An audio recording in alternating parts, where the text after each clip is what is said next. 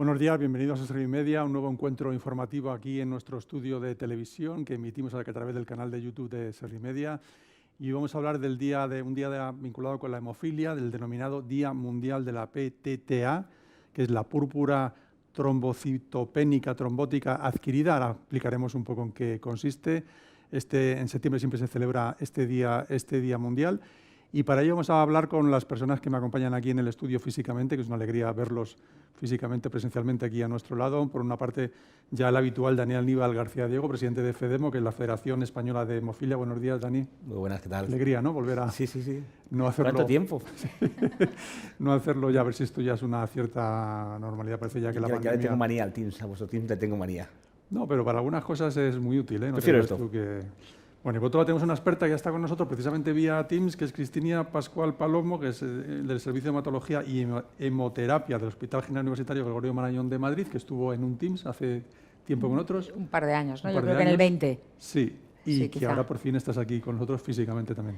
Muchas gracias a todos, estoy encantada de participar en este evento y en este día tan importante, ¿no? De una enfermedad pues a la que bueno, me dedico en cuerpo y alma últimamente. Y cómo no, de una manera presencial. Así que muchas gracias por haberme invitado. Nada, encantados. Dani, como siempre, cuéntanos, ¿cuál es el objetivo este año de este Día Mundial? Que en septiembre siempre es el lugar donde se celebra, el mes. Durante este mes de septiembre celebramos una semana que es la Semana de las Púrpuras. Y uno de los días de la Semana de las Púrpuras de esa semana es el día de la PTTA, que es siempre el tercer sábado de mes. Es una fecha móvil. Y lo que intentamos durante esta semana y durante este día es que la gente sepa esas siglas tan raras de PTTA, qué significa, qué hay por detrás, e intentar visibilizar y concienciar de que es una enfermedad rara, pero que es una enfermedad muy grave, ¿no? Es una enfermedad rara, pero que requiere un diagnóstico y tratamiento muy precoz, ¿no? Y también, pues, nuestro objetivo, y sería fabuloso, es que durante este año, pues, un paciente que aparezca por la puerta de urgencias, a alguien se le pueda ocurrir la chispita de, oye, si esto va a ser una PTTA, si fuese una microangiopatía, mirarlo, y para nosotros sería fabuloso simplemente conseguir que un solo diagnóstico que se perdiese no se pierda. Y ya pues también intentamos que las personas que tienen esta enfermedad, de la forma adquirida, que es la más común, o la congénita, pues que sepan que en FEDEMO tienen un teléfono, un email, alguien con quien contactar, y que tenemos las puertas abiertas para ellos para darles el servicio y el apoyo. Que digo, es una enfermedad, es que es muy rara, pero las personas que la tienen. Es una enfermedad muy rara, pero que es muy grave, ¿no? Por lo tanto, lo que intentamos es visibilizarla, y todo esto enmarcado dentro de esta semana en la que intentamos que todas las púrpuras pues tengan su visibilización. FEDEMO, hay que recordar que FEDEMO, después de la D hay una H, para que la gente se meta en internet. Sería FEDHEMO, y ahí tendrían toda la información que comentas. En lo que estás diciendo, el tema del diagnóstico, ¿esto sigue siendo un problema? O sea, tú llegas a urgencias y no terminan de concretar el diagnóstico. Bueno, es una ahora hablamos con la especialista, pero como usuarios, ¿es una cuestión que os dicen vuestros asociados?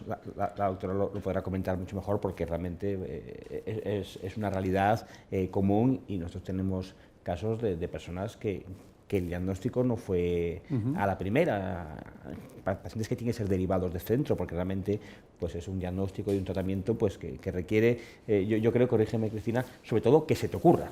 O sea, bueno, tienes que pensar en ello, ¿no? Tienes que tenerlo en mente, ¿no? Sobre todo el médico dedicado a la medicina de urgencias, que es por donde entra el 80% de estos pacientes, debe saber detectar, debe tener en mente que si se encuentra con un caso de una anemia hemolítica microangiopática, tienen que dispararse todo el mecanismo para hacer el diagnóstico precoz y para empezar el tratamiento lo antes posible, ¿no? Y evitar las complicaciones serias y que pueden llegar a ser mortales. Perdona, que creo que he dicho mal tu segundo apellido, es Cristina Paloma Izquierdo, perdóname. Sí, Pascual Izquierdo, eso pues, es, claro. Me he equivocado. Nada, no hay problema. Es importante rectificar. Pues eso es un problema. ¿Y cómo podemos, no sé, cómo podemos dar a conocer a los urgenciólogos que conozcan esta materia? La verdad es que llevamos ya un par de años trabajando con ellos, ¿no? en un grupo de expertos, tanto de médicos dedicados a la urgencia y hematólogos, en el que incluso hemos hecho un documento consenso que acaba de ser publicado en la revista de Emergencias, y es concienciar y es formar. O sea, yo creo que el papel más importante que tenemos nosotros es la formación, y es la formación a todos los médicos de urgencias en que ante un cuadro de anemia hemolítica microangiopática, en el diagnóstico diferencial está esta entidad, que es la púrpura trombótica trombocitopénica adquirida o inmune, ¿no? Inmune ahora es como más la estamos llamando, ¿no? Porque es una enfermedad autoinmune. Y es formar y que se tenga en mente, pues bueno, el médico de urgencias tiene que tener en mente, pues bueno, 5, 6, 10 enfermedades que si no corres es mortal, donde está el infarto agudo de miocardio, donde está el ictus isquémico, que ahora mismo tienes que volar para hacer la trombolisis adecuada. Bueno, pues dentro de las enfermedades hematológicas, ¿no?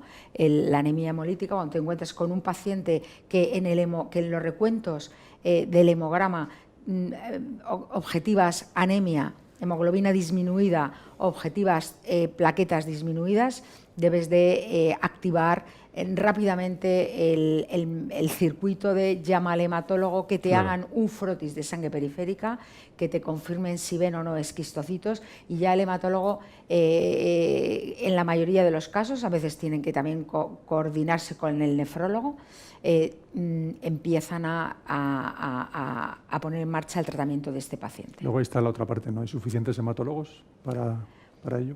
En principio, bueno, no hay, en casi todos los centros hay hematólogos de guardia. No en todos los centros en España son hematólogos en presencia física, pero sí que están de llamada, ¿no?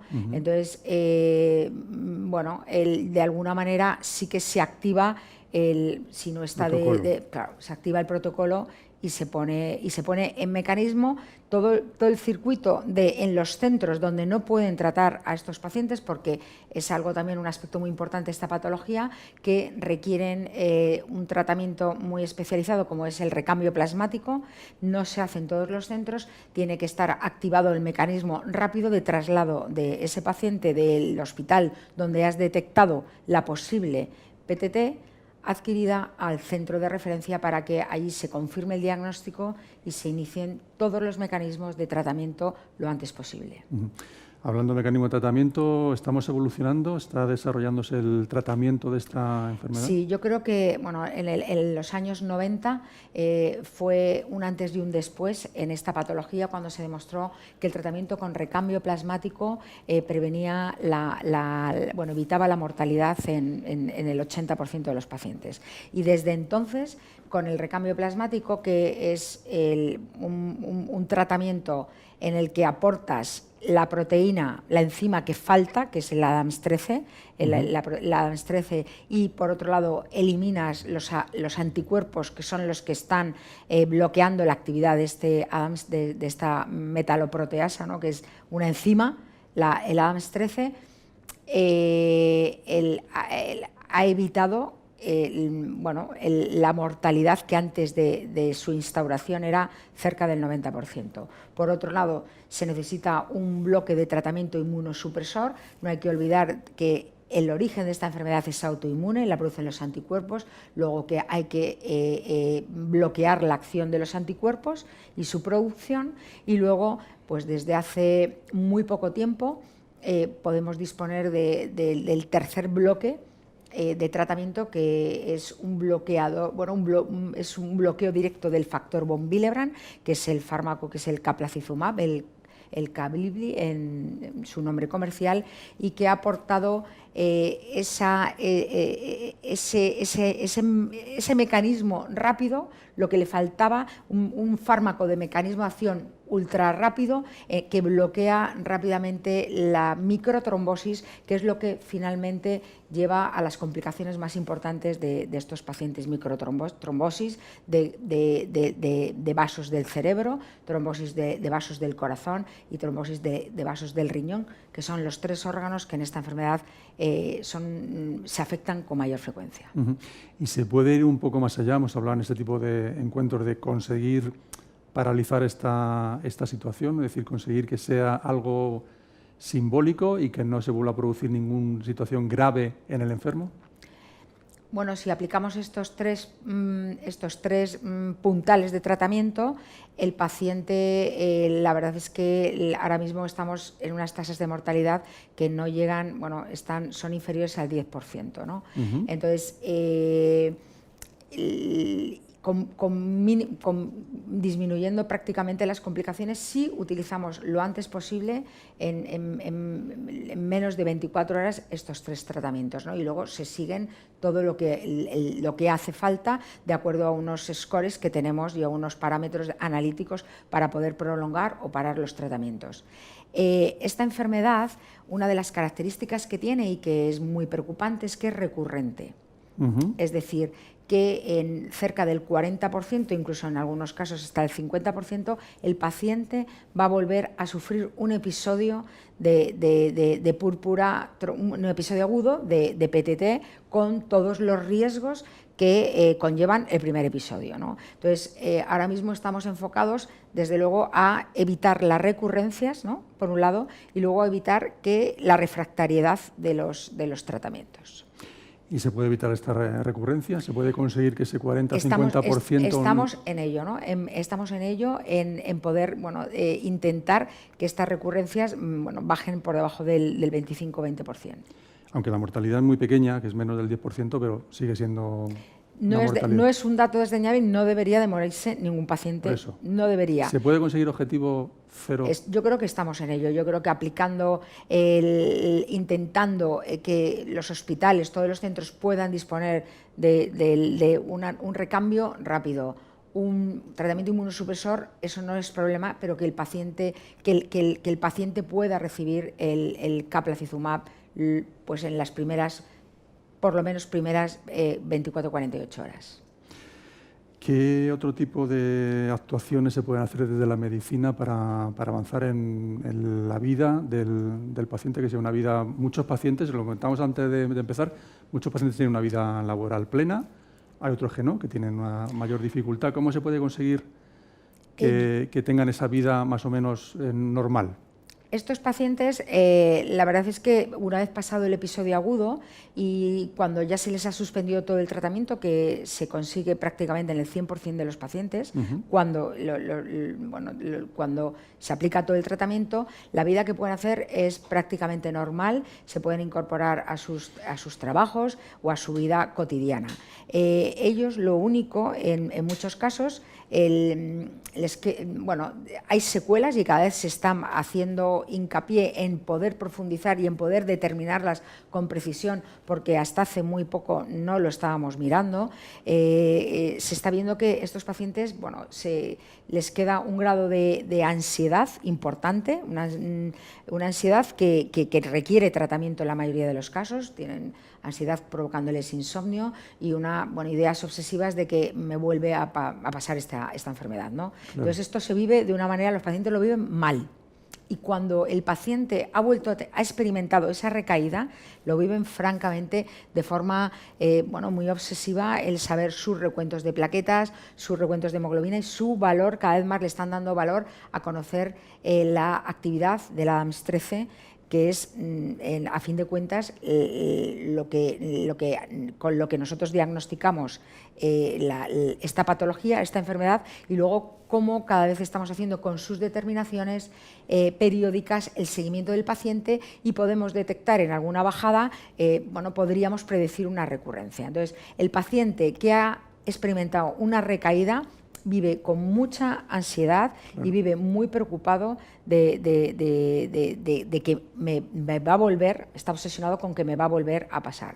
Yo creo que la asociación en estos casos, aparte de las visitas, de que el hematólogo conocedor y experto, ¿no? Que cada vez tenemos que ser dentro de la hematología un grupo dedicados expresamente a esta patología, que les damos toda la información adecuada para poderlos tranquilizar. Yo creo que en este caso la asociación de pacientes y el paraguas que ha extendido FEDEMO es clave, ¿no? Yo creo que el poderles compartir, tranquilizar, equipos de psicólogos, yo creo que es algo que les está ayudando a quienes ya están enganchados a estas actividades y a esta asociación, y yo animo a todos los pacientes, ¿no?, el que puedan contactar con ellos para que porque es diferente la ayuda que independientemente de la confianza que puedan tener con su hematólogo, ¿no? Dani, eso es un valor fundamental de FEDEMO, ¿no? Lo ha explicado Cristina de una manera perfecta. Nosotros obviamente nos centramos mucho más en la parte social de la patología, los aspectos psicosociales y laborales, ¿no? Y lo que sí se está viendo, y lo escrito de la literatura, es que las secuelas son muy importantes, ¿no? La ansiedad, una especie de cansancio, también muchos pacientes lo que llaman como el mental fog, como si fuese una niebla mental que te hace sentir diferente, y eso impacta mucho en la vida de las personas. Tenemos un proyecto que ya conocéis, el proyecto Púrpura, en el que hay atención psicosocial gratuita para las personas, una psicóloga que conoce la patología, que está formada en la patología y que intenta pues tranquilizar a los pacientes. Nosotros también vemos mucho, y una realidad, y lo comentaba la doctora Pascuano, es un tratamiento que requiere pues cierta complejidad, el recambio plasmático. Los pacientes llega un momento que nos preguntan, oye, ¿en qué hospital se hace el recambio plasmático? Porque yo me voy de vacaciones solo a un centro en el que tenga más de 15 minutos de... O sea, realmente el paciente vive una ansiedad, y al final la enfermedad pasa a ser pues, una parte vital de su vida. Cuando nos preguntaban, oye, yo me quiero ir de vacaciones, pero me quiero ir a un sitio donde haya esto, no me quiero alejar más de 15 minutos. Que es lógico, vamos. Que es lógico. Que es Realmente lógico, ¿no? Estamos trabajando y en incluso... esa línea, ahora que ha habido unas vacaciones, bueno, ya las hemos pasado, afortunadamente los que hemos podido disfrutar de ellas, en España está distribuido, hay una buena red de distribución para poder asistir a cualquier urgencia o cualquier situación médica. El recambio plasmático, la verdad es que, por supuesto, en todos los hospitales terciarios, en todas las capitales de provincia existe un centro que hace recambio plasmático. Es decir, porque el recambio plasmático es un tratamiento que no es exclusivo solo para tratar y manejar los pacientes con PTT adquirida. Hay muchas patologías neurológicas, patologías nefrológicas que necesitan recambiarles el plasma para aportarles o quitarles lo que les sobra, ¿no? Entonces, en cualquier capital de provincia el recambio plasmático puede realizarse. También otra línea que hemos hablado alguna vez, Dani, es el tema de la familia, no solo los especialistas, el psicólogo, los médicos especialistas, hematólogos y demás, sino que también la familia también padece esa ansiedad de la persona, ¿no? Cuando hemos hablado con las personas, con los familiares, te dicen, es que mi familiar, una persona que estaba bien hoy y al día siguiente está ingresada en la UCI con una enfermedad grave, y lo que contaba también Cristina, que no me dicen si va a volver o no va a volver a ocurrir esto. Por lo tanto, siempre tiene la espada de Damocles pendiendo sobre su cabeza. Y realmente esto es una disrupción tremenda en la familia, y hay personas que, aunque quizás funcionalmente pudiesen volver a trabajar, la familia tampoco se encuentra a gusto o cómoda pensando en que su familiar está alejado. Realmente esto provoca una protección, que a veces puede ser una sobreprotección, que impacta mucho en las estructuras de la familia, ¿no? Creo que ahí tenemos que trabajar mucho para intentar que siempre, con todo el cuidado y todas las recomendaciones clínicas, la persona pueda volver hacia la normalización, ¿no? Siendo conscientes de que la realidad es la que es, siendo conscientes de que hay que trabajar clínicamente para que las recurrencias sean las menores, pero que ese posible riesgo de recurrencia no sea lo que acabe con la vida, ¿no? Hemos conseguido pues reducir la mortalidad, reducir las secuelas. Ahora tenemos que quizás conseguir que la persona pueda volver hacia la mayor normalización posible de su vida, ella y su familia. Sí. Luego también vosotros organizáis desde FEDEMO diferentes congresos a lo largo del año, ¿no? Intentando actualizar, intentando también que los asociados, y el mundo médico colaboren entre ellos y conseguir, ¿no?, que distribuir la información que hay en ese momento, ¿no? Nosotros, como entidad de pacientes, habitualmente hacemos eventos, siempre al año hay alguno de la PPTA, en la que intentamos pues, hacer esta doble vertiente, ¿no? La vertiente de los hematólogos, siempre invitando a un buen amigo de la sociedad, que los expertos, y siempre también tratando de que tanto los hematólogos como la sociedad general, como los pacientes, sean conscientes de la necesidad del abordaje psicosocial, y también tratando de que la gente conozca los servicios que les podemos dar en FEDEMO. Es una patología, como he dicho, poco prevalente, pero que ocurre, ¿no? Y lo que intentamos es que todas las personas que puedan necesitarnos algo de nosotros, tanto un hematólogo que dice, mira, pues mi paciente pues está ya en remisión, pero no le vendría mal que le viese el trabajador social o el psicólogo, o la persona que diga, oye, mira, yo es que tengo púrpura,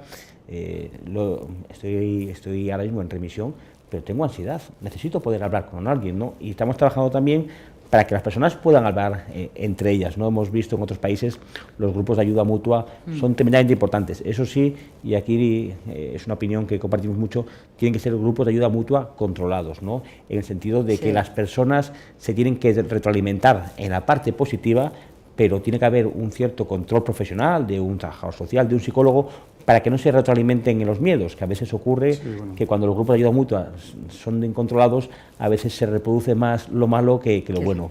Y por eso también estamos trabajando para conseguir grupos mutuos, pero dirigidos hacia el bienestar. Y sobre todo informarse de verdad de los médicos, no del famoso doctor Google, ¿no? Exacto, que luego lo perjudica todo y lo pone un poquito, como decías tú, un poquito de niebla, ¿no? Una situación un poco extraña. Yo creo que sí que puede llegar a confundir, ¿no? O sea, más que en ocasiones que aclarar los problemas que tiene el paciente realmente.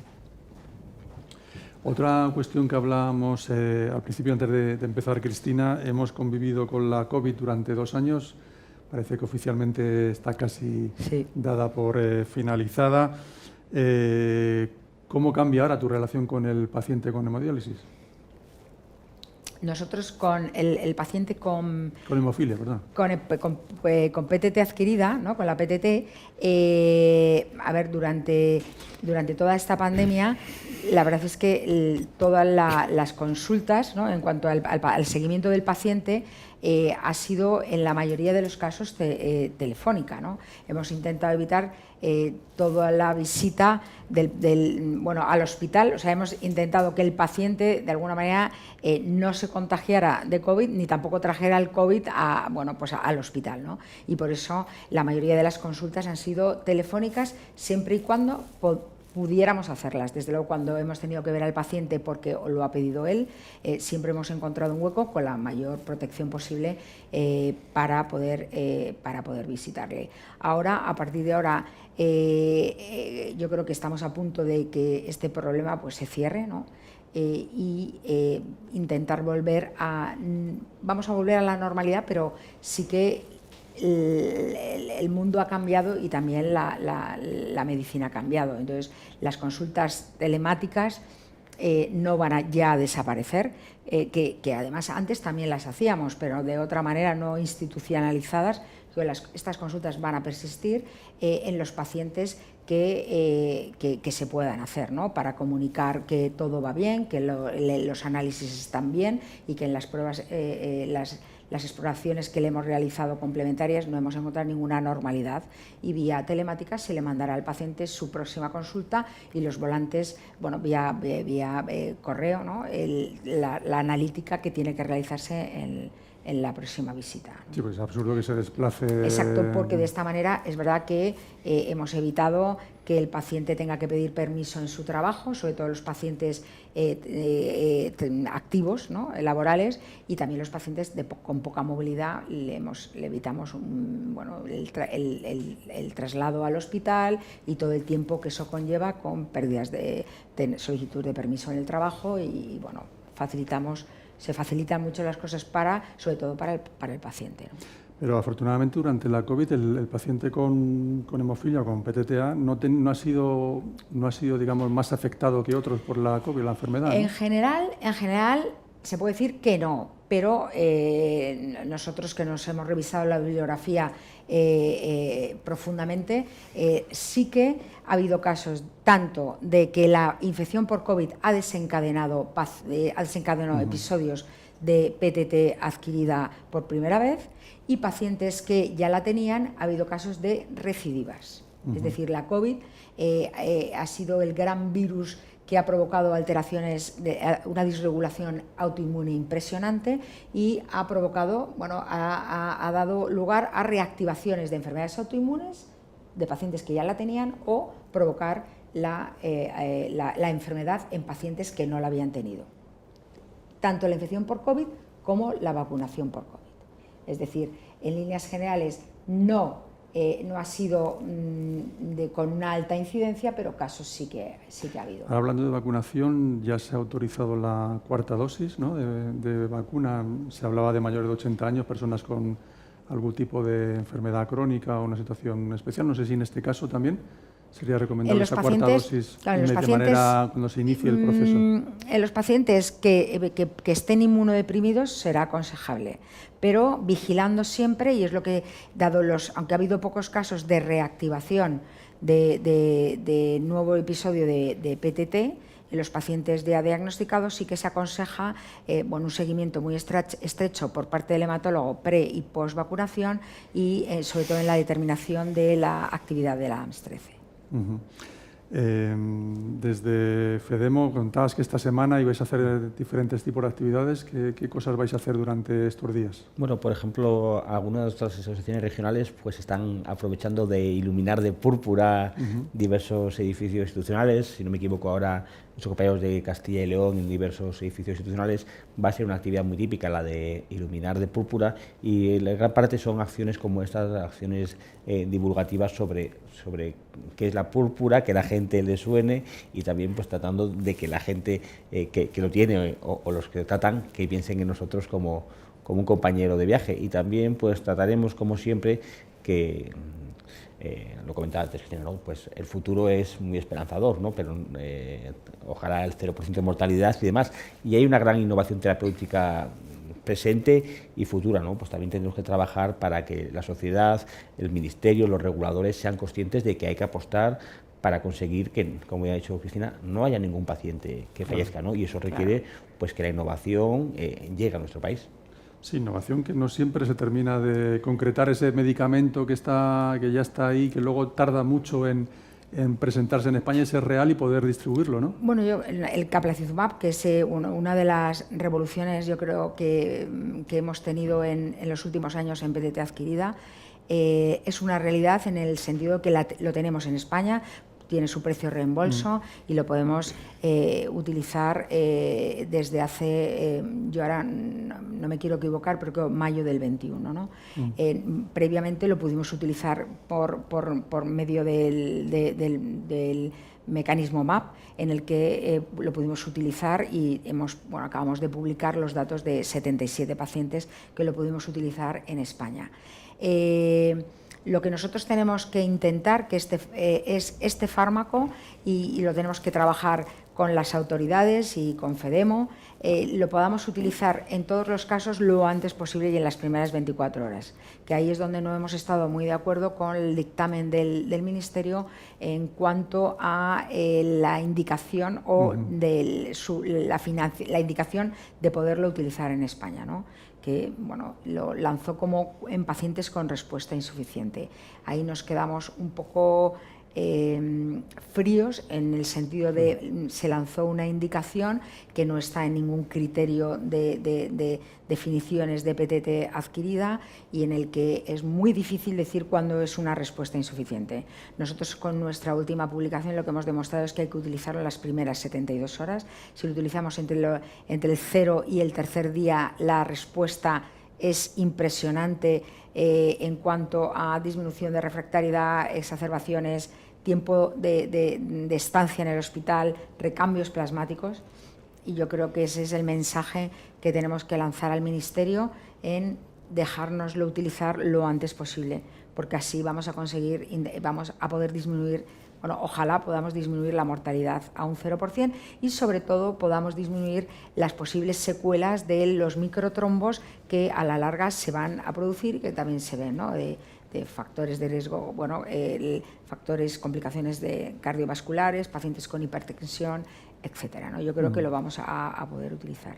Y luego, en cuanto a la innovación terapéutica que estamos trabajando, y esto sí que está muy, muy en ciernes, es ojalá podamos eliminar el recambio plasmático del paciente, del tratamiento de estos pacientes, que no deja de ser un tratamiento muy engorroso, requiere un montón, bueno, el recoger una vía central, que bueno, pues no está exento de complicaciones, y el plasma fresco congelado tampoco, por supuesto, está exento de complicaciones. Y la ciencia, toda la investigación, ¿no?, tanto de Sanofi, tanto con el Caplacizumab, tanto Takeda con la Advance 13 recombinante, está por intentar utilizar estos fármacos, ¿no?, y están en ensayos que empiezan a funcionar, ¿no?, a ponerse en marcha, ensayos clínicos de utilizar el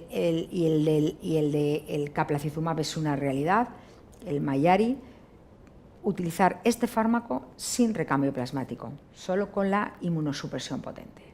Es decir, yo creo que la innovación terapéutica no para, la investigación está bueno, con todo el motor en marcha, y encima el apoyo social, psicosocial, también cada vez está más encima de estos pacientes, que son muy pocos, pero que requieren mucha ayuda por parte médica y por parte de todo el equipo de asociación de pacientes, equipos psicológicos, de psicólogos.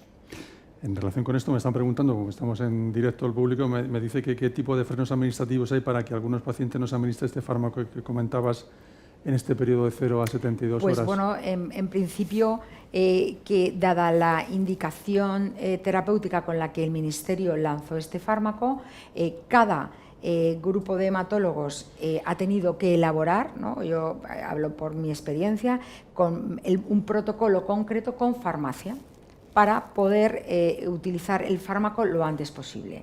Es decir, que yo creo que en lo que también estamos trabajando es que cada hematólogo, el grupo de hematólogos que se dedica a esta enfermedad en los hospitales, negocie sus protocolos, establezca los protocolos con el servicio de farmacia, que también es conocedor de la gravedad de esta enfermedad, de la utilización de las ventajas de la utilización rápida de este fármaco, para poder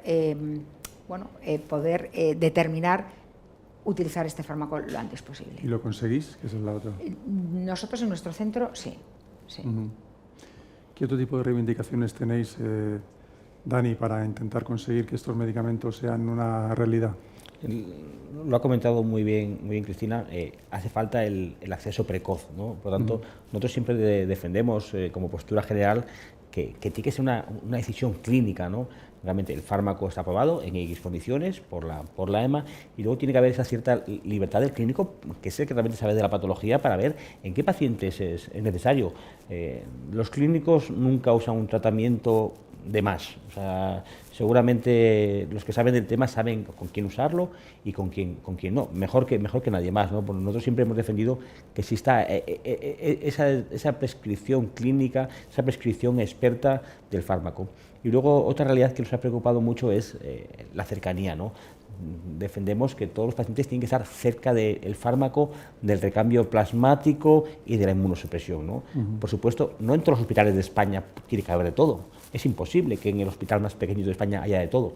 Pero sí tiene que haber un protocolo bien organizado y bien engrasado para que si un paciente entra por urgencia del hospital más alejado de España y ocurre lo que ha comentado bien Cristina, se ve esto y lo otro, pueda ser derivado rápidamente a un centro en el que tenga todas las coberturas y que se pueda dar todo el tratamiento que se requiere. Y por supuesto que nunca sea una traba burocrática, que falte un papel o un protocolo, lo que pueda hacer que tengamos ese 10% y no ese 0% que es el que todos pedimos. Hay que aplaudir pues, que el Ministerio pues, fue sensible con nosotros, y hay que pedirle que sea un poco más sensible, ¿no? La negociación no fue rápida, y creo que haya faltado pues, quizás ese punto de darle el papel protagónico a los hematólogos, a los expertos en las indicaciones. Sí. En ese tu hospital, que es muy grande aquí en Madrid, bueno, uno de los más grandes, ¿recibís también pacientes de fuera de la Comunidad de Madrid? En general no.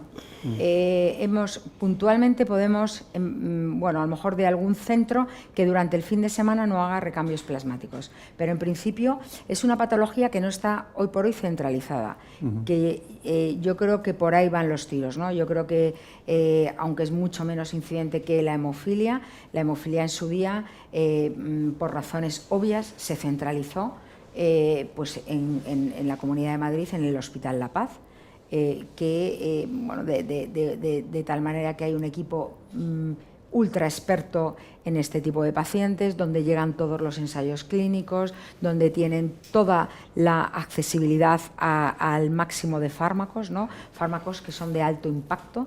Entonces yo creo que la PTT adquirida debería de adquirir ese carácter de centralización, ¿no? Yo opino que esta enfermedad debe estar centralizada en centros, bueno, en el centro que se decida, ¿no? Por complejidad y por poder abarcar todo este tipo de tratamientos y de expertise, y de esta manera yo creo que se podría, bueno, negociar mejor los tratamientos, poderlos administrar de forma más rápida, etcétera, etcétera. Un contacto mucho más directo con farmacia. Entonces, yo creo que esta patología hoy por hoy no, pero debería centralizarse en grandes centros. ¿Y en otros países, por ejemplo, se hace así? Sí, o sea, en Francia, hay un registro de PTT impresionantemente realizado, trabajan genial, está liderado por el doctor Copo, tienen un centro de referencia y sí, y en UK, en el Reino Unido también, ¿no? O sea, yo creo que es la tendencia a poder activar el mecanismo por el cual el paciente se active la derivación rápida a un centro a un centro de referencia dentro de la comunidad, no dentro del país, porque obviamente no se puede tardar 8 horas en trasladar a un paciente de otra comunidad. Yo creo que soy partidario de ello también. Nosotros somos partidarios de un modelo en el que el paciente esté en el sitio de mayor expertise.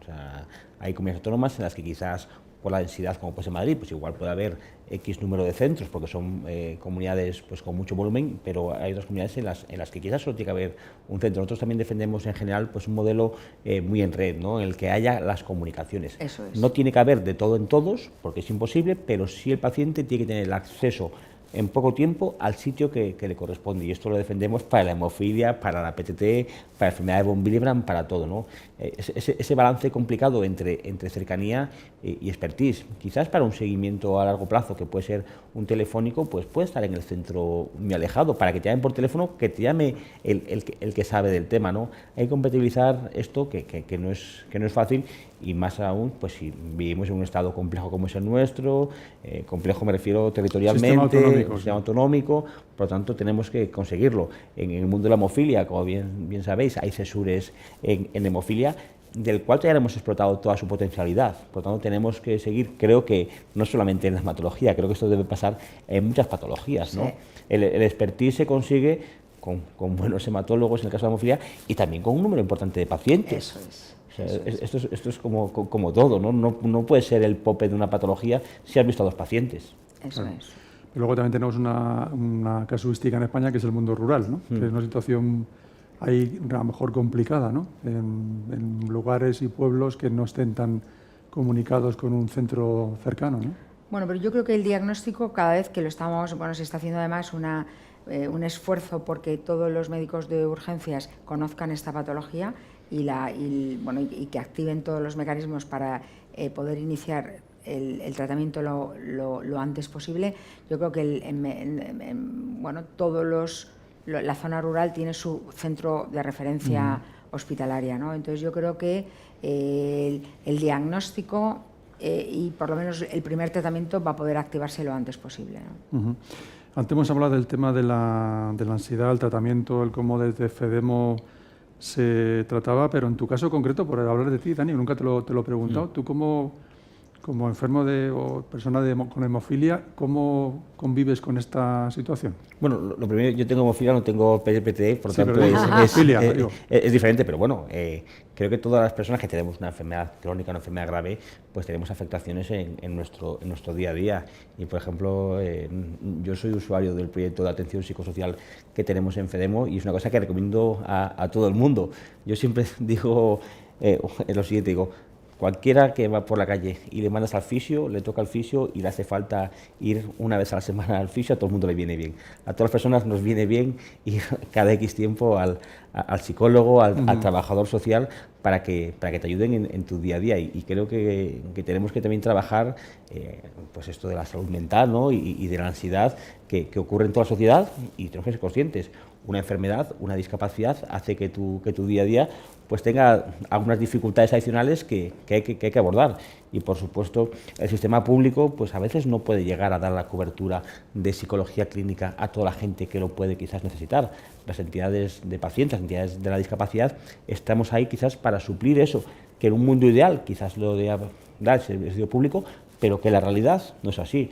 No es posible que haya psicólogos expertos en todas las patologías hematológicas, no hematológicas, que hay un hospital, pero sí hay un tejido social muy fuerte que hace que las personas que tenemos una patología podamos tocar la puerta de la asociación de turno y que haya una trabajadora social o un trabajador social que sepa de tu patología, que te pueda quizás ayudar a soltar la discapacidad, a cambiar de empleo, a mejorar tu empleabilidad, a orientarte en tu día laboral, que tengas un psicólogo que te pueda ayudar a tener estrategias de gestión de la ansiedad, grupos de ayuda mutua. Creo que a todos nos viene bien, y permíteme, las personas con hemofilia o que tienen una púrpura tienen la suerte de que FEDEMO, si tocan a su puerta, les va a ofrecer este servicio.